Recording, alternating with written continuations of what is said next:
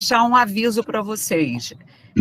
Aqui na minha região está faltando muita luz. A tarde inteira foi e voltou luz. Então, é possível que eu caia e aí entre uma outra pessoa, caso aconteça isso, porque ontem aconteceu, tá? De faltar luz e eu perder contato. Tá? Mas, em princípio, o meu desejo é de estar aqui plenamente o tempo todo com vocês, tá? Ok. Tá, ótimo.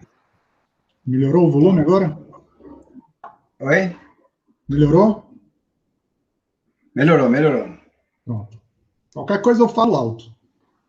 Tá, deixa eu só dar um jeito aqui de compartilhar a minha tela aqui, que eu tenho.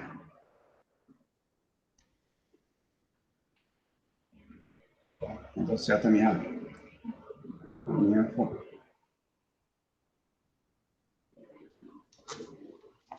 Só um minutinho, gente, por favor. À vontade. Ok, vocês estão vendo aí, então, o meu... Só me confirme, por favor, como o áudio aí está aparecendo a tela. Demos okay? sim, Aparecendo, Júlio. aparecendo. Beleza, gente. Então, primeiramente, eu acho que renovar a acolhida que a gente faz a todos e todas. É uma satisfação a gente estar recebendo vocês aqui, representantes da Chapa 1. Essa nossa conversa foi demandada no grupo de WhatsApp que a gente tem. A gente tem um grupo de professores e professoras, né, docentes de História nos Institutos Federais, nos Centros Federais de Educação Tecnológica, os Cefetes, nos colégios de aplicação, colégio, né, segundo, João 23, aqui perto de mim. Eu estou falando de Minas Gerais, eu trabalho no Instituto Federal Sudeste, no campus Muriaé. Temos também as escolas militares. Então, essa categoria que faz parte da educação básica, técnica e tecnológica, a gente tem esse fórum já se reúne concomitantemente ao Simpósio Nacional da ANPU desde 2017, e essa conversa com as chapas foi algo que surgiu nesse nosso grupo de WhatsApp, justamente por conta de uma necessidade que a gente verificou de estar ocupando esse espaço, de estar participando também de alguma maneira, se inserindo de alguma maneira na ANPU. E lembrando que a gente sabe que os espaços não são, a gente não esperaria que houvesse uma doação de espaços, simplesmente, mas os espaços são conquistados, são construídos em coletivo, conjuntamente, então daí esse nosso chamamento para o diálogo. Então, uma brevíssima apresentação desse nosso fórum. Ele, como eu disse, está na terceira edição, né, agora em 2021, a gente iniciou no Simpósio Nacional que aconteceu em Brasília em 2017, tivemos até a publicação de um livro que relatava experiências de desenvolvimento do ensino da disciplina de História no contexto dos institutos federais e da rede federal, de um modo geral, de educação básica, técnica e tecnológica. Tivemos um outro fórum que aconteceu em Recife, e agora vamos estar fazendo mais um fórum, agora de modo virtual, no contexto da pandemia, que infelizmente já ceifou a vida de mais de 300 mil brasileiros, e que além da pandemia a gente enfrenta esse quadro terrível do pandemônio que a acompanha e que denota a urgência da luta contra o Bolsonaro, mas também contra o próprio capital, do qual ele é um representante mais, podemos dizer assim, mais escrachado, mais esculachado, do capital sem vergonha de demonstrar a sua potencialidade destrutiva. Então, agora também, no próximo simpósio, a gente vai estar também se reunindo enquanto um espaço de encontro, de troca de experiências, de debate de ideias, de projetos políticos, projetos pedagógicos, no terceiro fórum de docentes de História da Rede de Educação Profissional e Tecnológica. Conforme eu disse, ele é um espaço de debates, e no contexto da EBTT, e a gente troca experiências nesses fóruns, troca experiências também no dia a dia, né, no nosso grupo de WhatsApp, nos espaços que a gente ocupa enquanto participantes ou enquanto membros dessa categoria muito específica que é ser docente de história no contexto da educação tecnológica. Lembrando que a gente tem um papel muito importante, do meu ponto de vista e do nosso ponto de vista enquanto fórum, a gente tem um papel muito importante no contexto da educação tecnológica, de estar chamando sempre para esse debate sobre a educação tecnológica, a educação politécnica e, consequentemente, a vinculação dessa educação a um projeto socialmente referenciado, ou seja, voltado para uma perspectiva de emancipação humana. Então, isso é algo que a gente, enquanto docente de história, tem como uma missão dentro dessas nossas instituições de ensino particulares, né, específicas que a gente atua, né, em cada uma delas e no seu conjunto. Essa discussão e esse compartilhamento e construção desse projeto enquanto um projeto unificado, enquanto um projeto político-pedagógico do Fortifes, ele acontece, conforme eu disse, nos simpósios, né, paralelamente ou concomitantemente aos simpósios, e também nos espaços que a gente compartilha no local de trabalho, nas redes sociais, em eventos que a gente realiza, e, consequentemente, naqueles projetos todos que a gente está inserido e trazendo a importância da história para a educação realmente tecnológica e emancipatória. A gente verificou, nas nossas conversas, a partir da apresentação inicial das chapas, uma ausência, né, da representação dos docentes da EBTT nas chapas concorrentes, e, por conta disso, conforme eu disse logo no início da nossa conversa, a gente deliberou uma realização da conversa com as chapas, convidou vocês, a gente agradece que tenham aceitado o nosso convite, e aí a gente tem, né, essa oportunidade de estar discutindo, indagando, conversando, dialogando, né, sobre o papel dos professores da educação tecnológica no contexto da ANPU, algo que a gente considera extremamente relevante e importante.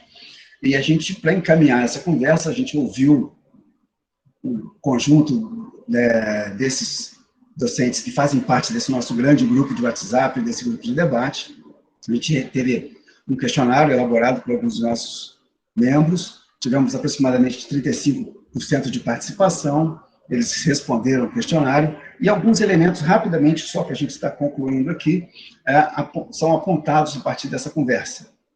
A gente perguntou se eles eram filiados à ANPU, então 61,4% disseram que sim, e 38,6% responderam que não.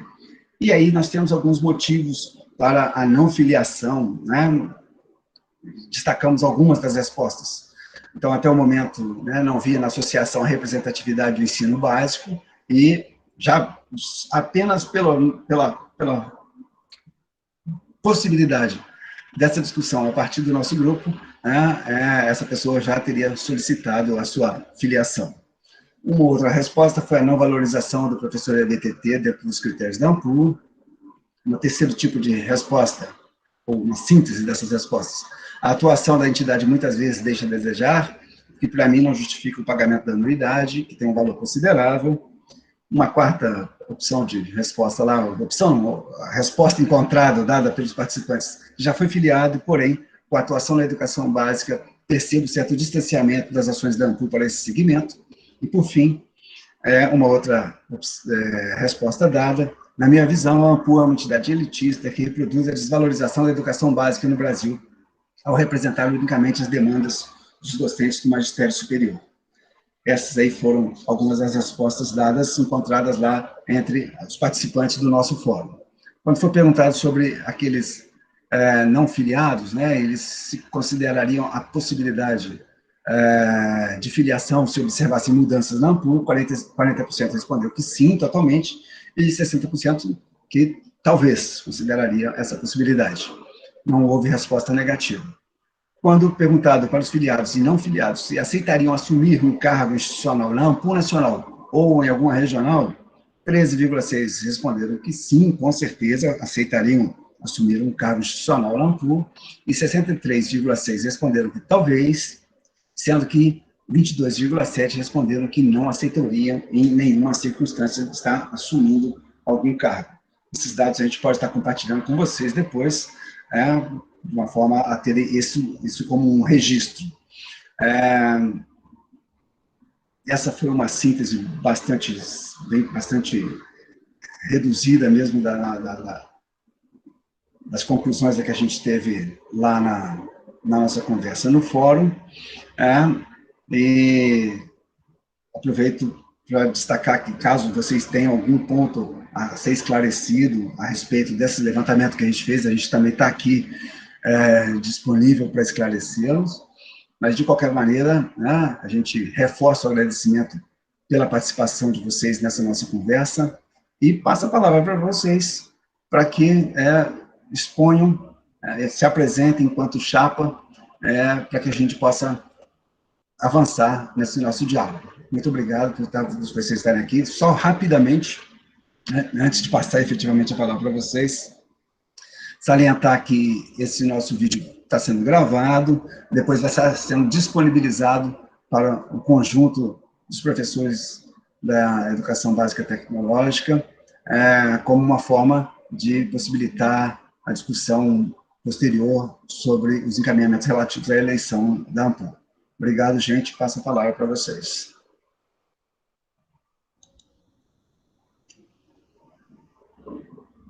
Boa tarde a todos, todas e todes. Me ouvem bem? Eu estava com o áudio meio baixo. Se for preciso, eu falo um pouco mais alto. Me ouvem bem? Ok. Tranquilo.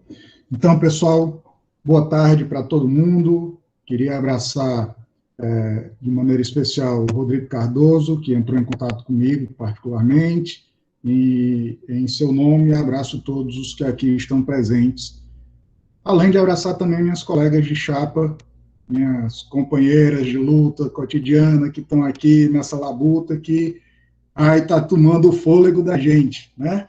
Mas que é divertida, que é prazerosa e que, acima de tudo, é renovadora. Eu acho que nessa palavra eu sintetizo a nossa chapa. É renovadora. Bem, antes de apresentar especificamente a nossa chapa, eu gostaria de fazer um registro de uma certa trajetória que me trouxe até a chapa e de ter acordado com todos os valores que estão sendo propostos na nossa chapa. Peço perdão pelo personalismo nesse momento, mas esse personalismo, de fato, ele é simplesmente uma forma didática, digamos assim, de apresentar como as questões que dizem respeito às preocupações com a educação básica e também a educação tecnológica já estão colocadas em muitos dos que compõem a nossa chapa. Bem, em 2016, eu assumi a presidência da ANPU Ceará, né? E nesse momento da construção da chapa, uma das preocupações era que nós tivéssemos professores da rede básica atuando conosco dentro da diretoria da ANPU Ceará. Essa realidade se estabeleceu a tal ponto que 50% da nossa chapa era composta de professores da rede básica do estado do Ceará e do município de Fortaleza. A preocupação se estendeu com diálogos francos, abertos e muito preciosos com a Secretaria de Educação do Estado do Ceará. Em 2018, na mudança de chapa, a preocupação permaneceu e os professores da rede de ensino básico aqui do Estado também estiveram na composição da chapa da ANPU Ceará. E agora, na atual diretoria, a presidenta da ANPU Ceará é uma professora da rede básica. Portanto, aqui no Ceará, nós estamos preocupados com a participação efetiva, real e significativa dos professores do Estado, do município e também dos IEFs desde há muito. Eu fiz essa narrativa particularista porque, desde 2016, ao estar presidente da ANPU Ceará, eu milito nesse campo dentro da diretoria nacional também. Porque, sendo presidente de uma seccional, eu participei das reuniões com as diretorias, com a diretoria nacional, nomeadamente com a diretoria da professora Capelato, com a diretoria da professora Joana Maria Pedro e com a atual diretoria, da qual, inclusive, faço parte, apesar de tecer sérias críticas a alguns nomes que ali estão. Enfim, por que nós estamos... o que é a nossa chapa? Por que a nossa chapa representa essa renovação? Porque nos nossos quadros da própria chapa, nós trazemos professores da rede básica e professores de IF para trabalhar conosco. Na nossa chapa, nós temos, por exemplo, o William, que juntamente com a bancada do GTEP, compõe a segunda tesouraria. O William Robson Lucindo é professor da rede básica de São Paulo. Na nossa chapa, nós temos na primeira secretaria a professora Alpa Cristina Santino, que aqui está, do IF do Rio Grande do Sul. Na nossa chapa, nós temos a professora Kênia, do IF de Goiás, num conselho editorial. De tal forma que nós tivemos a preocupação de ampliar os nossos espaços de discussão, de ampliar os nossos espaços de gestão para além do que tradicionalmente se estabelecia. O que tradicionalmente se estabelecia? A gestão a partir dos grandes nomes da universidade ou das grandes universidades. Nós não cremos nisso. Nós entendemos que a AMPU é um ambiente, uma associação muito maior do que qualquer nome que possa existir dentro do nosso campo historiográfico. Porque a nossa associação é uma associação plural. E essa pluralidade, e foi essa pluralidade que nós tentamos sintetizar no próprio nome da nossa chapa. Todas as vozes e todos os sotaques sintetizam uma ideia muito maior do que se possa imaginar. Sintetiza a necessidade apresentada, manifestada por vários dos nossos colegas, por várias das nossas colegas, de se fazerem efetivos, de se fazerem presentes, de se fazerem partícipes da própria associação. Eu acabei de ver que chegou aqui um grande colega, o Regis. Regis é um professor do nosso interior aqui no Ceará, não é isso, Regis?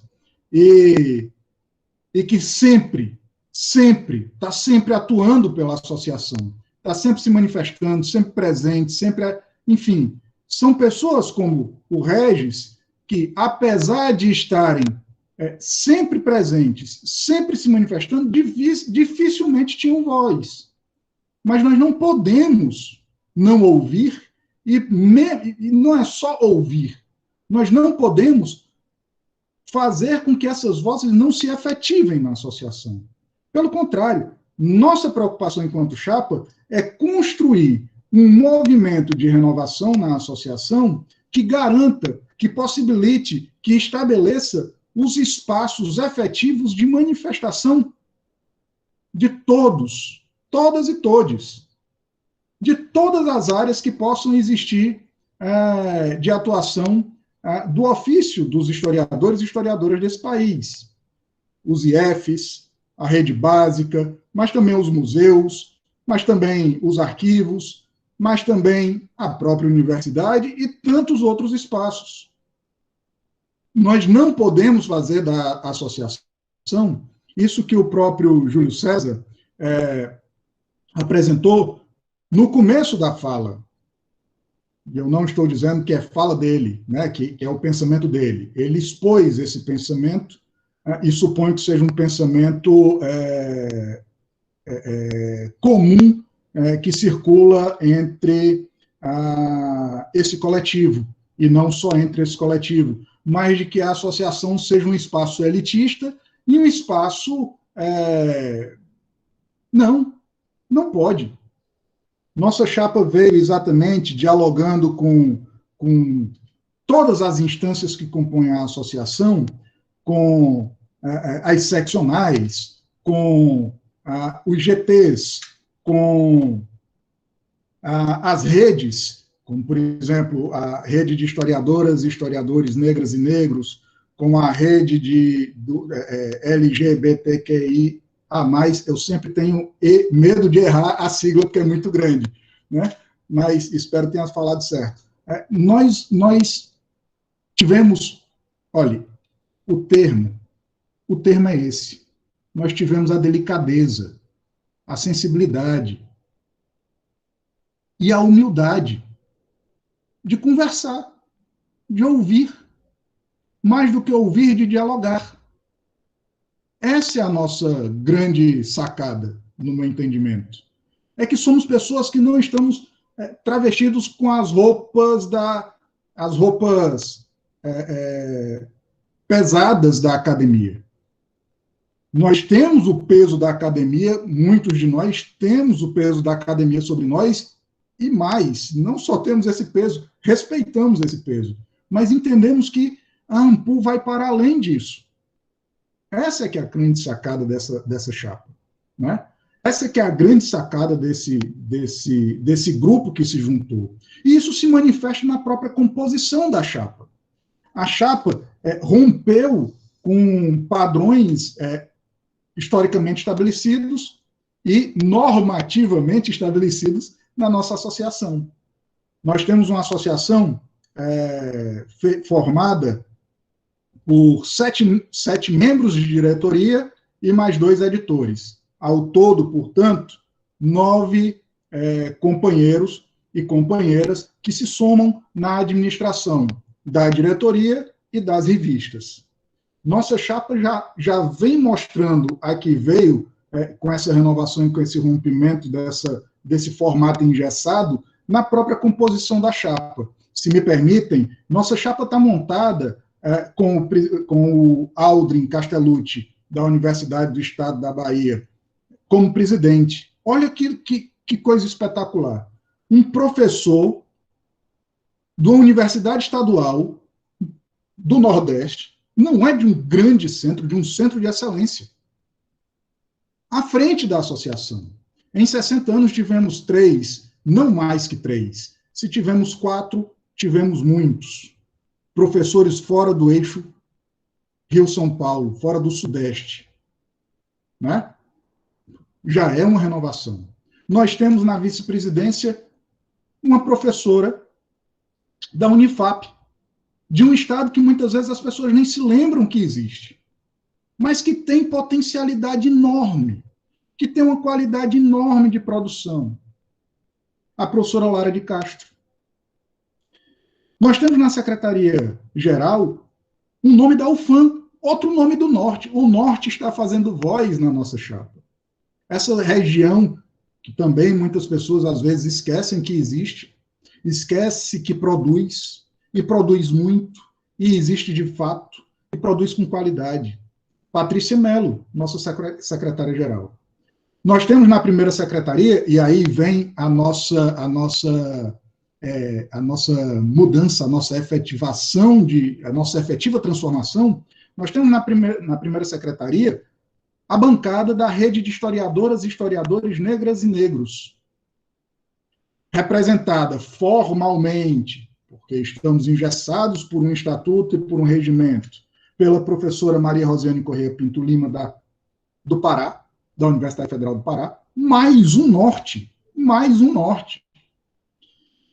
E compondo com ela 4 colegas, o Elson Rabelo, da Univasf, a Ana Flávia Magalhães Pinto, da UNB, o Álvaro Pereira do Nascimento, da Universidade Federal Rural do Rio de Janeiro, e a Alba, que aqui está conosco, do Instituto Federal do Rio Grande do Sul. Na segunda secretaria temos o professor Fernando Seffner, da Federal do Rio Grande do Sul. Na primeira tesouraria, este que vos fala, Tito Barros Leal, da Universidade Estadual Vale do Acaraú, aqui em Sobral, no Ceará.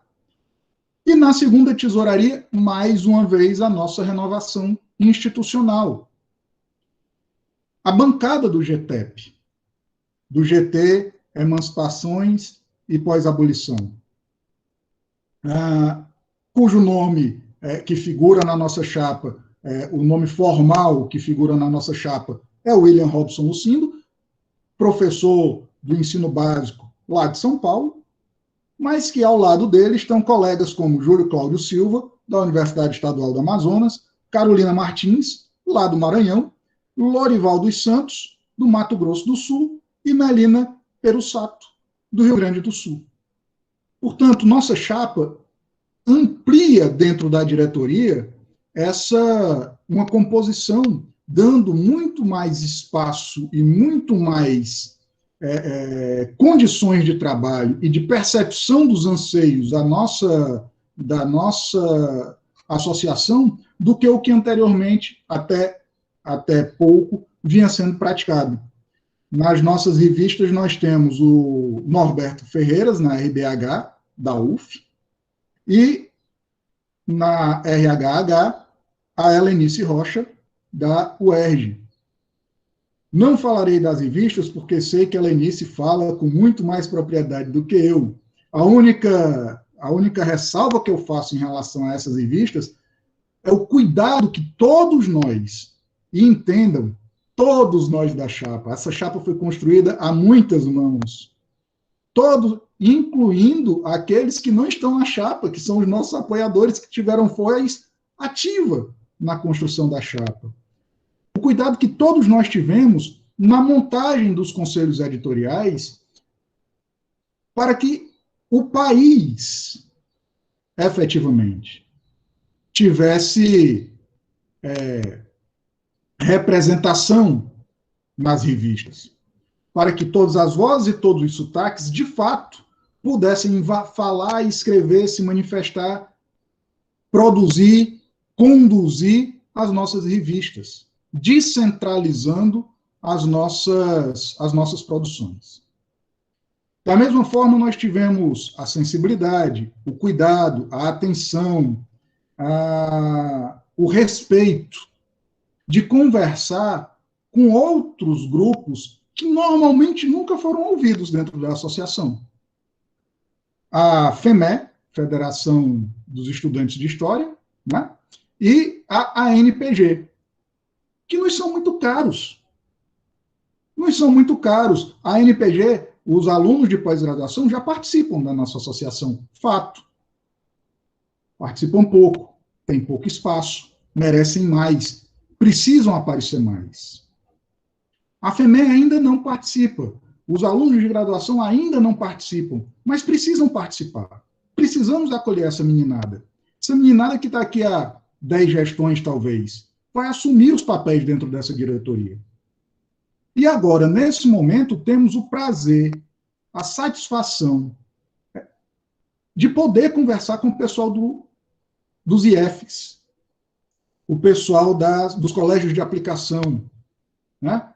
Esse setor que compõe também, esse grupo que também compõe a nossa associação, e que também, muitas vezes, é muito pouco ouvido. Eu fico muito feliz, e faço sim um meia-culpa, eu já estou encerrando, e faço sim um meia-culpa. Fico muito feliz do Rodrigo ter entrado em contato comigo, porque, sinceramente,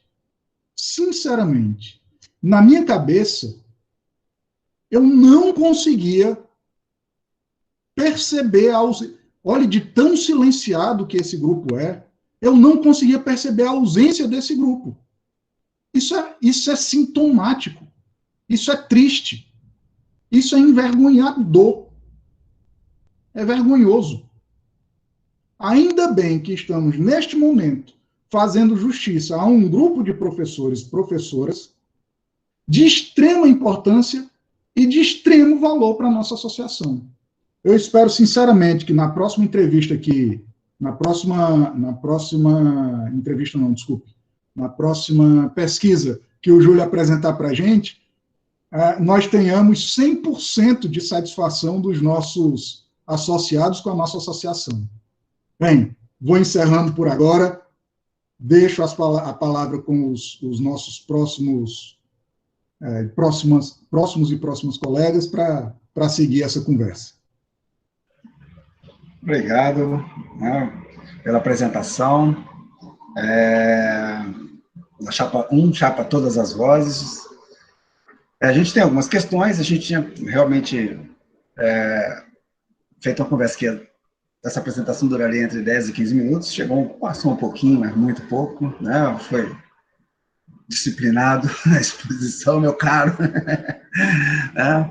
Então, agora a gente tem algumas questões, a gente passa para vocês e vocês se organizem nas respostas. A gente tem 3 questões muito pertinentes que foram feitas a partir de algumas delas de sínteses de outras questões que foram apresentadas, e algumas, ainda que tenham a autoria indicada, são perguntas que sintetizam, por sua vez, ideias que foram manifestadas em outras questões que apareceram no questionário que a gente colocou para ser respondido no grupo, certo? Então, algumas estão com autoria, algumas com mais de uma autoria. A gente calculou que essas 3 questões, vocês teriam 10 minutos para estar respondendo cada uma delas, mas seria interessante eu faço a pergunta e vocês se organizem na hora de estar respondendo, tá ok?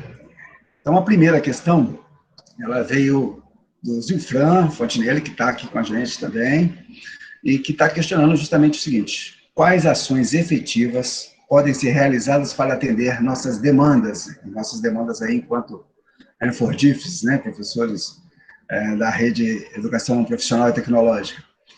Quais ações efetivas podem ser realizadas para atender nossas demandas, especialmente diante das atitudes autoritárias do governo e gestores que não sejam apenas a publicação de notas? Essa questão que foi trazida sintetiza uma preocupação geral do grupo.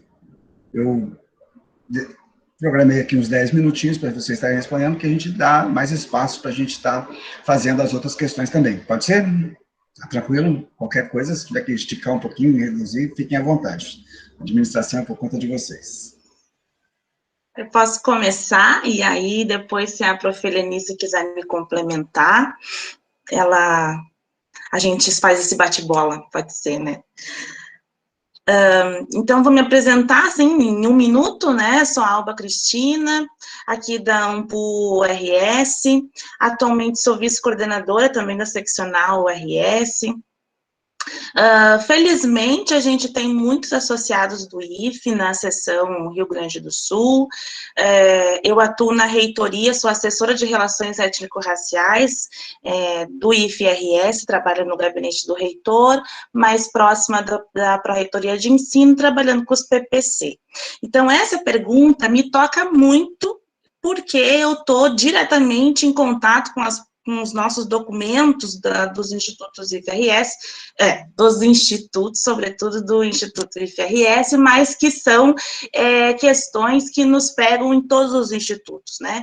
Que não só essa desgraça como de realidade que vivemos, brasileira, em relação aos ataques governamentais, mas é preciso focar nos nossos problemas reais, né, que esta chapa 1 está se propondo a enfrentá-los, que são os nossos problemas aí que o professor Tito já falou, de silenciamento dessa educação básica, desses nossos profissionais de educação tecnológica, desses professores, que têm demandas muito específicas, inclusive em curriculares, nos seus planos pedagógicos de curso, lá no IFRS, disputando questões, nos IFs, eu estou com o IFRS na cabeça agora, nos IFs, né, disputando carga horária, discutindo humanidades, discutindo qual é o papel da história nesse ensino integrado da educação básica do ensino médio,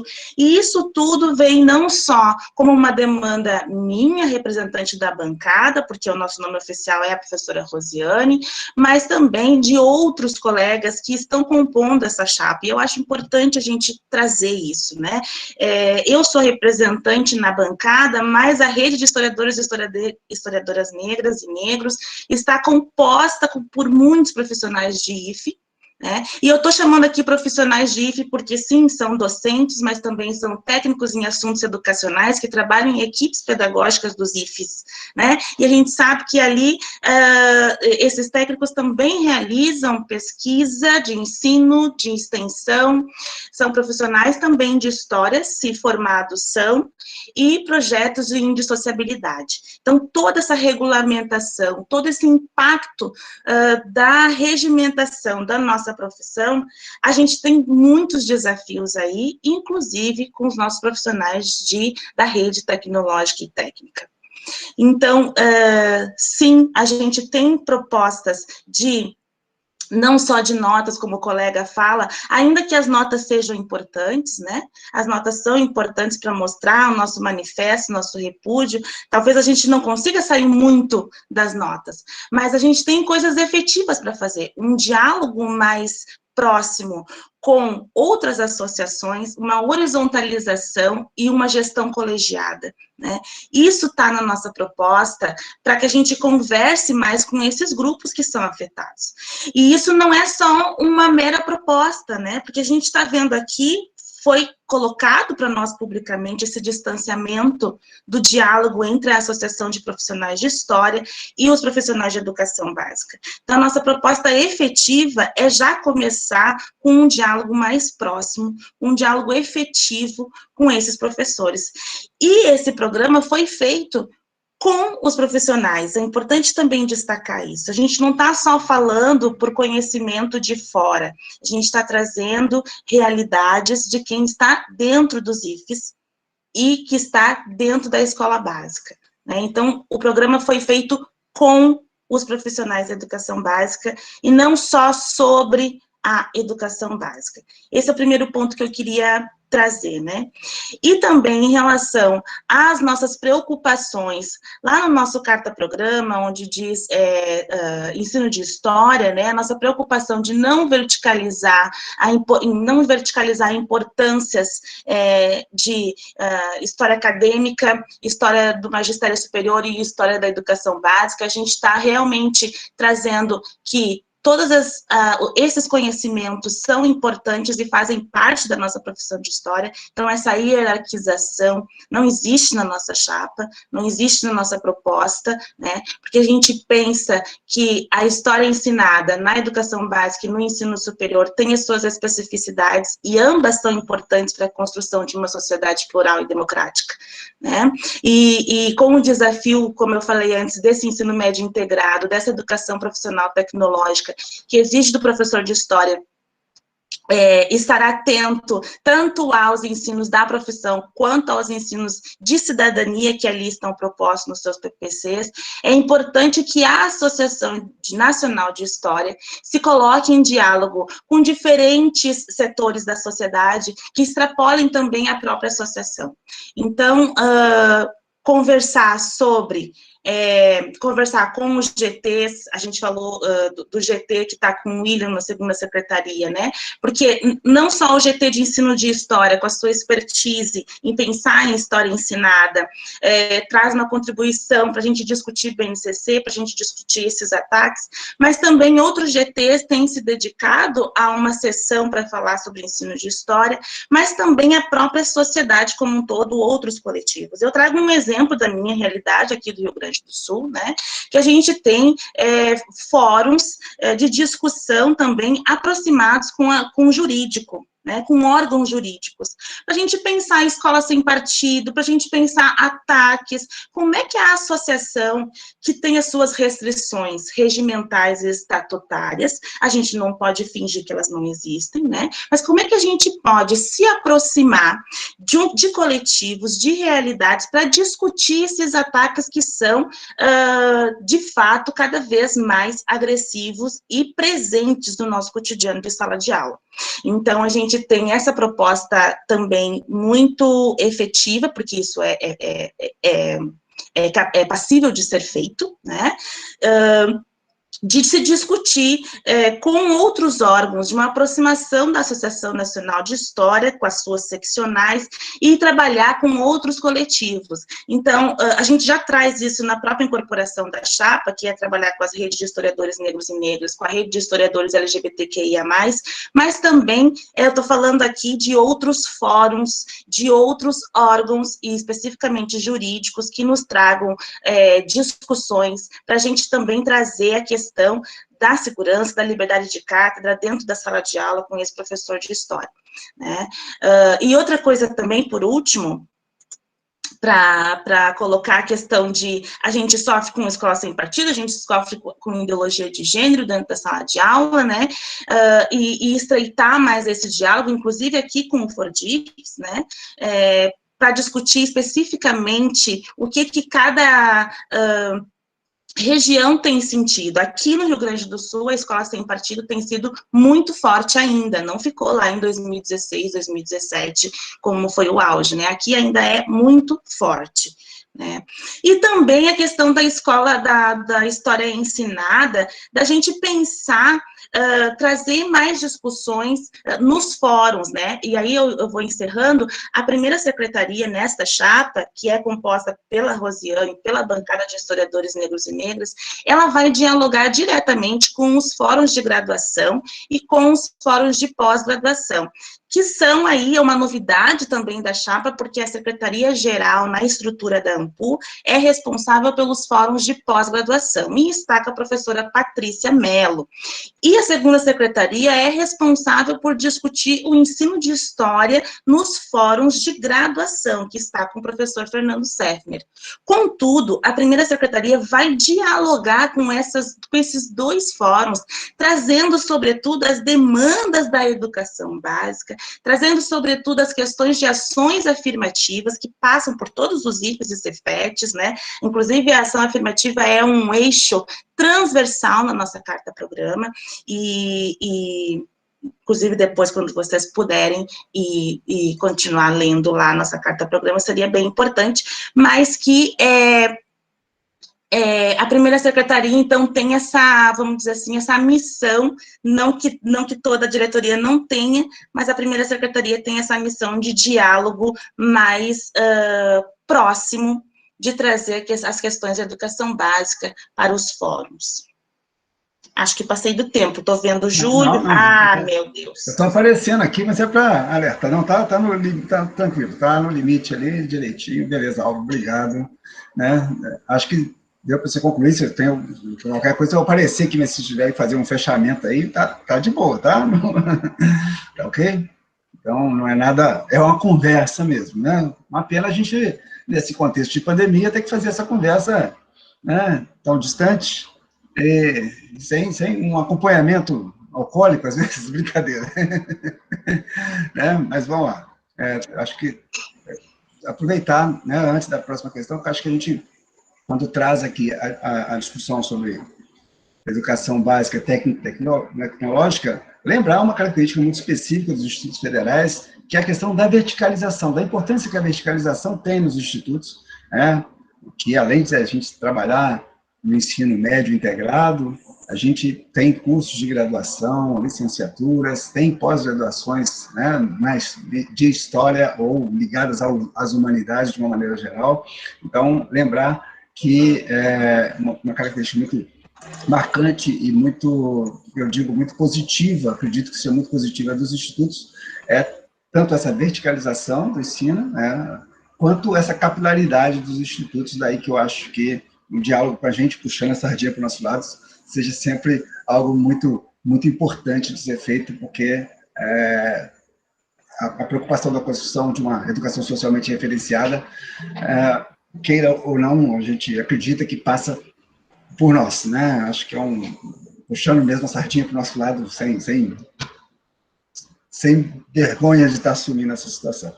A próxima questão que eu trago para vocês é como entendem o espaço da disciplina de História nos cursos técnicos integrados ao ensino médio. Há conhecimento das atividades realizadas no interior dos institutos federais e de toda a rede, como as pesquisas, ações de extensão e outros? Essa pergunta foi apresentada pelo Plínio Ferreira Guimarães, do Espírito Santo, e que sintetiza uma preocupação geral também demonstrada no nosso questionário. Então, deu para entender a questão? Tá tranquilo? Quer que repete? Então, como entende o espaço da disciplina de História nos cursos técnicos integrados ao ensino médio e se há conhecimento das atividades realizadas no interior dos distritos federais, como as pesquisas, as ações de extensão, dentre outros. Está com vocês. Sim, eu acho que a gente, quando eu coloco, né, dos desafios da realidade dos IFES, a gente tem esse conhecimento e é um pouco, eu só vejo a palavra um pouco assustador, no sentido de como o professor Tito falou no início, né, de que a gente leva um susto quando do silenciamento dos IFES na AMPU, mesmo tendo sido inaugurado na AMPU, em 2017, o Fórum de Docentes dos IFES, né, lá em Brasília. Então, sim, há esse conhecimento na chapa, essa discussão dessa história ensinada nos IFES, mas a gente precisa aprofundar mais, né? A gente precisa da força dos docentes nessa associação dos IFES, né?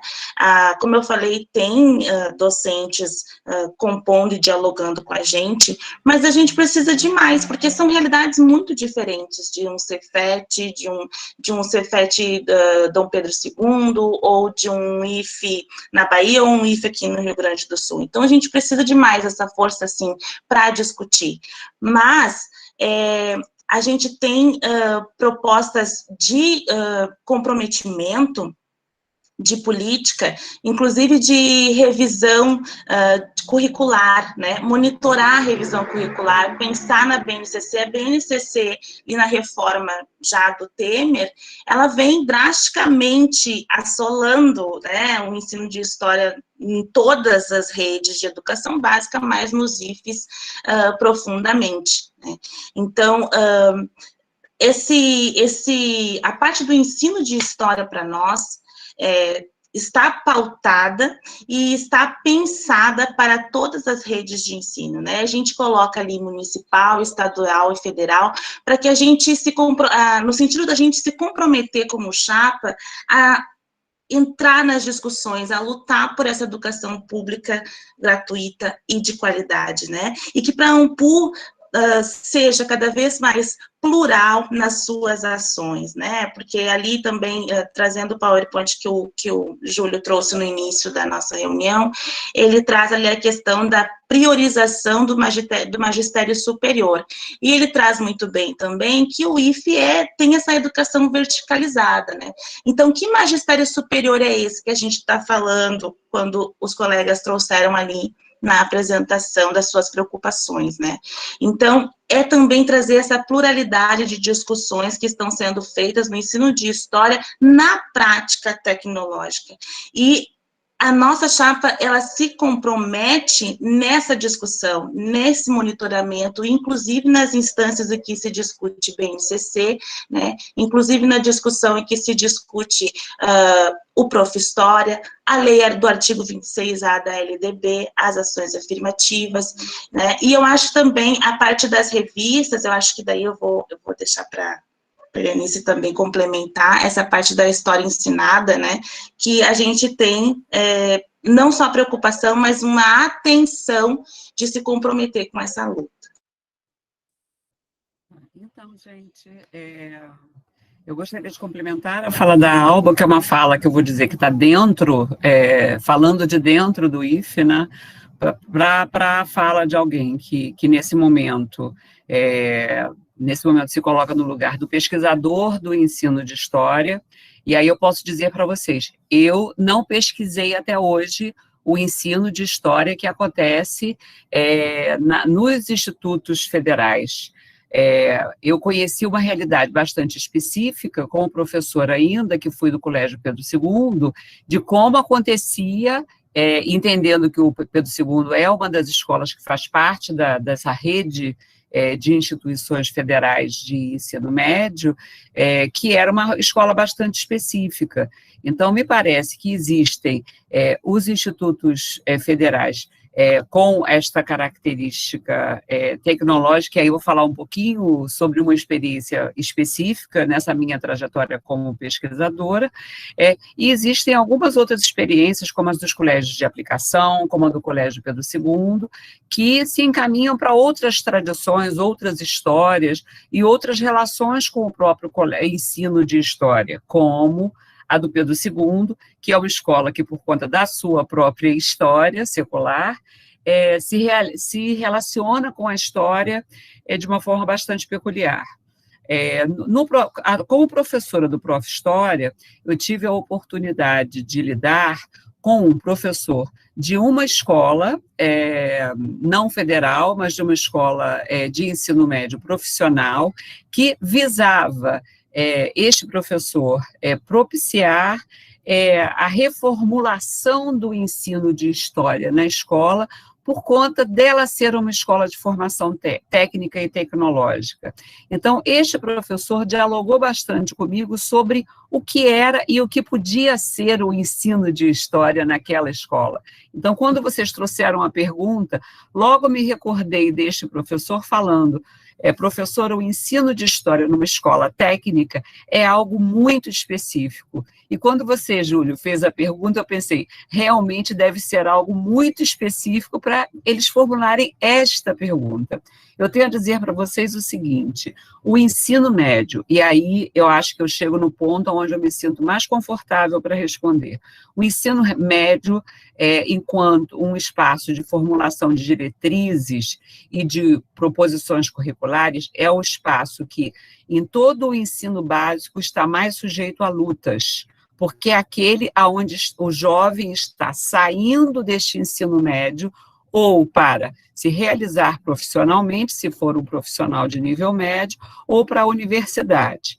E isso não é específico do nosso país, isto é no mundo, em diferentes países, quando vai haver algum tipo de reformulação curricular, existem grandes tensões sociais, porque os projetos de sociedade são diversos, e aí então, quando os governantes da ocasião resolvem colocar a mão na cumbuca do ensino médio, muitas vezes vai sair dali um projeto que não corresponde àquilo que, numa democracia, a maioria das pessoas gostaria que saísse.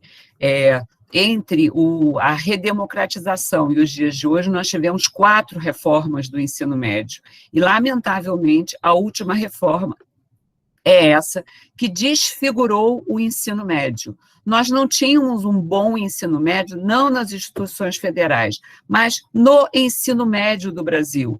Ele era um ensino médio sem identidade, ele era um ensino médio que não correspondia a nenhuma formação, nem à formação geral e nem a uma formação específica, mas com a última reforma que foi feita no governo Temer, que foi um governo que não respondia aos anseios democráticos, nós tivemos uma reforma do ensino médio que terá frutos, e já está tendo, no PNLD, na BNCC e em tudo mais. Então, não é à toa que a BNCC do ensino médio ficou pendurada até que saísse a reforma do ensino médio. Não é à toa que agora, quando estão saindo os livros dos projetos integradores do ensino médio, os professores estão pulando, pensando, mas o que é isso? O que nós vamos fazer com esses livros? Porque são livros que respondem ao projeto que está lá na reforma do ensino médio do Temer. Então, certamente, a ANPU precisa se debruçar sobre isso, mas não é sobre o PNLD ou sobre a BNCC, é sobre esse conjunto de legislações e de políticas que pretendem interferir em um ponto fulcral e muito sensível do ensino básico, que é o ensino médio onde vocês atuam. Então, a ANPU não pode se furtar a tratar dessa questão. Isso é o que eu consigo dizer com segurança para vocês e sem escamotear o quanto que nós não sabemos. Nós não sabemos muita coisa e precisamos saber muito mais. Eu posso só concluir que eu acho que isso que a prof. Helenice trouxe é aquilo que eu disse, né, que a gente tem alguns professores de IFE, mas que a gente não sabe muito, né? Então, eu acho que é só para retomar isso, porque a gente não está aqui trazendo uma verdade, que a gente já sabe tudo, e que só porque a gente tem 1 ou 2 professores de IFE, ou 3, não contei, a gente sabe tudo sobre essa realidade. Então, é para concluir que a gente precisa de mais, como eu tinha falado antes, e a professora Helenice trouxe mais uma vez que a gente precisa, e aí eu trago a questão nessa proposta de gestão colegiada, horizontalizada, que a gente quer fazer, né? E aí, convido a todos e todas a nos ajudar nessa gestão, porque é aí que a gente vai pegar o diferencial dessa gestão no diálogo, e principalmente temos uma proposta de mapeamento, e estou terminando, só mais 30 segundos, uma proposta de mapeamento do nosso associado. Quem é o nosso associado? Essa também é uma proposta efetiva, que o outro colega tinha perguntado, né? E se a gente sabe quanto de professores de IFES e de Cefetes, enfim, da rede federal, EPT, a gente tem, quais são as demandas efetivas, isso a ANPU precisa fazer, a gente não tem esses dados, né? Então, a gente precisa conhecer nossos associados, e uma da nossa proposta efetiva é esse mapeamento, que a gente diz aqui, estamos abertos para conhecer mais, e estamos abertos para a gestão horizontalizada e democrática. Obrigado a vocês pela exposição. Vou trazer a última questão, que a gente já está avançando no nosso tempo aqui, tá certo? Eu sei que o tempo é curto, a gente acaba fazendo um papel enjoado aqui, que é ficar aparecendo na tela, né, para poder servir de alerta aí. É uma situação um tanto constrangedora, mas a gente tem uma questão que é justamente o seguinte, já está se referindo mais ao papel realmente dos docentes da rede EBTT na ANPU. Então, a questão que ela é uma síntese de outras, especialmente da questão trazida pelo Matheus de Mesquita e Pontes, do FMT, e do Éder Carlos Diniz, do IFRO. Né? Vamos lá. Então, como a ANPU pretende atrair os docentes historiadores da educação básica para o interior da entidade, bem como trazer de volta aqueles que já deixaram de ser filiados, conforme a gente viu nas respostas àqueles questionários que a gente trouxe para vocês no início. E isso não no viés de eventos acadêmicos apenas, mas na vida cotidiana e política da entidade. Essa é uma questão, né, e eu aproveito para emendá-la, né, a gente pode dar até um tempinho maior, uns 15 minutinhos para vocês responderem em conjunto, e a gente aproveita para que vocês, na resposta a essa questão, aproveitem também para responder, já sinalizando para as considerações finais de vocês, como é que a chapa, né, caso seja eleita, pretende manter esse diálogo entre a ANPU e o FORDIFES, no caso, da eventual eleição de vocês, que é uma pergunta também que esteve no nosso questionário, nosso presente entre as questões apresentadas pelos professores, especialmente essa aí é uma pergunta trazida pela Natália Cavalcante. Então, as questões se referem, então, como é que vocês pretendem atrair esses docentes, os que não estão, os que já foram, como é que a gente traz de volta, e como é que a gente estabelece esse diálogo de uma maneira permanente para diante. Então, são 18h04 aqui no meu relógio, a gente poderia, né, fazer uma conclusão, quando eu tiver os 10 minutinhos, eu apareço novamente aqui, que aí a gente, em 5 minutinhos, podemos finalizar depois, tá ok? Pode ser? Se os meus colegas concordarem, eu vou fazer uma fala breve e aí a gente divide o tempo mesmo, eu vou falar no máximo 3 minutos, e aí eu me despeço e já vou jogando a bola para vocês, ok? Nós não combinamos antes, portanto, eu vou fazer uma fala relativamente livre, mas pautada nos nossos documentos. No nosso documento, no eixo de ensino de história, entre as coisas que nós pretendemos, está a ampliar a escuta aos professores em geral, aos professores do ensino básico e certamente aos professores dos institutos federais, e esse fórum se mostrou, especialmente a partir do levantamento que você apresentou, Júlio, um espaço muito potente para essa comunicação. Eu gostaria, inclusive, caso vocês possam disponibilizar, de ter acesso a esses números que vocês apresentaram, porque são números que, para quem for fazer a gestão da AMPU, são números muito preciosos, porque evidenciam algo que para nós é intuitivo, que é, nós temos uma parcela muito significativa de professores que não se sentem representados na AMPU, isso é fato. A AMPU é valiosa, a AMPU está fazendo 60 anos, ela tem uma história de lutas e de conquistas. No entanto, a AMPU, nessa história de lutas e de conquistas, de fato, como alguns professores disseram, ela é elitista, ela se manteve muito fechada aos grupos dos professores universitários. Eu só vim a conhecer a AMPU quando ingressei na universidade como professora. Eu era professora do Colégio Pedro II e eu conheci a AMPU efetivamente em 2002, quando eu ingressei na UERJ como professora universitária. Essa história diz bastante. Eu fui aluna da UF, e, no entanto, não foi como aluna da UF, nem como professora do Pedro II que eu conheci a AMPU, foi como professora universitária.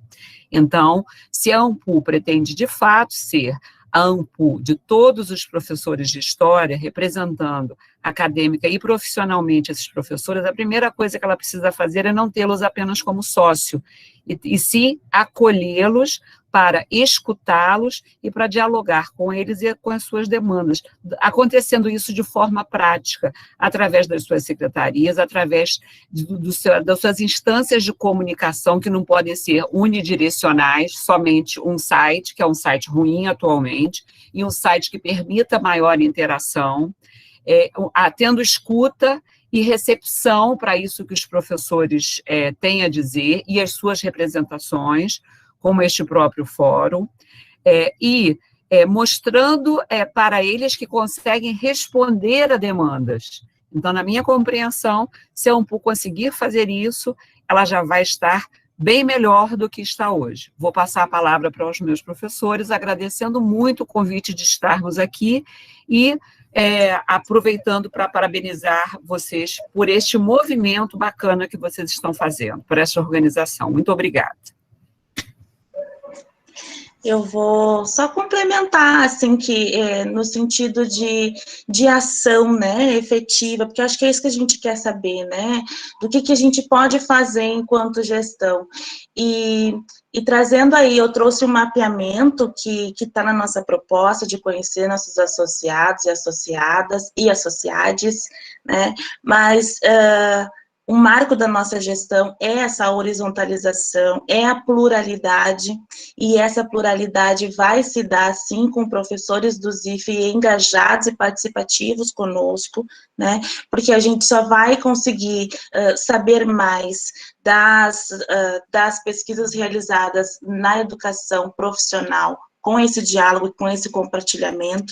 Então, a gente também tem o compromisso na nossa carta-programa de formação da educação básica e divulgação maior com o Prof-História também, porque também são ações que ajudam na prática da história ensinada, né, e a professora Helenice falou na escuta, né, da gestão, e também tem na nossa carta-programa a criação de uma ouvidoria, né, para a gente ouvir, porque a AMPU, ao longo desses anos, que sim, é de muito sucesso, ela é uma instituição, é a instituição principal dos profissionais de história, agora tem um desafio gigante com a regulamentação dos profissionais de história, né, nós não somos sindicato, mas nós temos sim um compromisso com essa profissionalização, pensar a formação do ensino superior e do ensino como um todo, né, e formação de professores de história,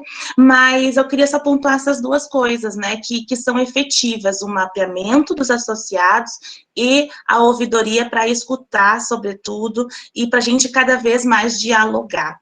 com os nossos associados. Também já me despeço e agradeço o convite dos colegas e da potência também, parabenizar pela potência do fórum, que foi muito importante essas questões, e a apresentação dos dados ali, que de fato vou reforçar o pedido da professora Helenice, né, de compartilhamento conosco. Bem, falo eu agora e falo da minha possível futura função, né, como tesoureiro. Eu queria apresentar para vocês, do ponto de vista da gestão, muitas coisas são difíceis de serem percebidas por quem não está no processo da gestão. Veja vocês como a associação tem falhas na percepção daqueles que compõem a associação, né, na percepção de seus associados. Os professores de IF, eles podem se filiar à associação, quer como professores do ensino superior, quer como professores do ensino básico. Então, a própria associação não consegue mensurar quem é quem nessa situação, né? Nesse processo de associação. Nos dados frios que nos chegam, na quantidade que a gente consegue medir. Nesse sentido, uma das necessárias ações da nossa futura diretoria é fazer uma atualização. A ANPU tem 60 anos, e nesses 60 anos muita coisa mudou. Uma das coisas que mudou foi o surgimento, por exemplo, dos IFs, né? Um grupo de profissionais que tem características próprias e especificidades. Portanto, nós precisamos, de fato, alterar os documentos da associação, estatuto, regimento, para que a gente possa integrar de forma mais efetiva esse grupo, inclusive criando novas linhas de associação, não mais exclusivamente professores pesquisadores, mas professor universitário, professor de IF, professor da rede básica, o que possibilitará, de fato, a gente ter entendimento de quem é quem dentro da associação. Digamos que a gente tem que fazer um censo, né, da associação. Isso não significa, quero logo deixar registrado, que é uma ideia de aumentar custos ou diminuir custos. Essa é uma outra discussão, né? De fato, é uma outra discussão e que não pode ser uma discussão exclusiva da diretoria. Sabe o que me deixa muito feliz com a conversa proposta pelo Rodrigo, e eu estou sempre me referindo a ele porque foi ele que me contactou, né? Sabe o que me deixa muito feliz? É saber que, e aqui eu não puxarei brasa para a nossa chapa especificamente, mas saber que a chapa que ganhar vai ter um coletivo de IF preocupado em atuar. E só isso, ganhemos ou não, só isso já é um ganho para a associação. E isso é muito bonito, né? Eu acho que o estabelecimento da nossa chapa, o estabelecimento desse concurso eleitoral, desse pleito, ele meio que animou os associados, as associadas, o povo que estava inerte, meio que tomou um susto. Ai, meu Deus, a associação existe, e a associação quer ouvir, e a associação está movimentando. Pô, que legal, vamos trabalhar. E vocês estão aí, mostrando isso. Mais do que isso, nós temos, com esse momento que vocês nos oportunizaram, nós temos segurança de que poderemos dar encaminhamentos efetivos, qualificados e responsáveis que garantam o funcionamento, o funcionamento da associação, mas a participação mais efetiva desse grupo, dos IFs e dos demais espaços que compõem esse coletivo. Então, nesse sentido, eu também vou encerrando, reforçando o meu agradecimento mais sincero em nome da chapa pelo convite que nos foi feito e parabenizando cada um e cada uma de vocês que se dispuseram a organizar esse momento, porque vocês estão, de fato, apresentando a necessária responsabilidade e a necessária atuação dentro da associação, para além de qualquer diretoria. Meus parabéns a todos, todes e todas que atuaram na construção desse espaço de diálogo, que me parece foi bem legal e bem frutífero. Parabéns. Beleza, Tito, Alba, Helenice, muitíssimo obrigado a vocês, né, a chapa, todas as vozes, por estar conversando com a gente nesse momento. Muito obrigado aos colegas que estiveram aqui com a gente ao vivo. Muitos, eu tenho certeza, que, por conta de alguns compromissos, a gente está em fechamento de ano letivo para muitos de nós, então a gente sabe da correria, dos compromissos que se avolumam nesse encerramento de ano letivo, o ensino remoto. Então, uma situação realmente um tanto quanto delicada para todos nós, no contexto da pandemia, do pandemônio que vivemos e tudo mais. Portanto, queria agradecer muitíssimo a disponibilidade de vocês, aos colegas, reforçar que essa conversa vai estar sendo disponibilizada depois no YouTube para todos que possam estar assistindo. Vamos compartilhar os dados que vocês nos solicitaram. Lembrando aos que estão aqui que ainda hoje, às 19h10, teremos uma outra conversa com a Chapa 2, e apenas reforçar que o nosso compromisso independentemente do resultado eleitoral, de estarmos lutando juntos nesse contexto de avanço dramático da barbárie, causada por esse modo de produção capitalista que não tem mais nada a nos oferecer enquanto civilização. Portanto, é uma luta que está presente no nosso cotidiano, mas que tem que apontar para horizontes históricos mais amplos, humanamente falando. Então, muito obrigado a todos e todas que estavam aqui com a gente e esperamos nos encontrar em breve. Abraços, saudações, galera. Obrigadão. Obrigada. Um abraço.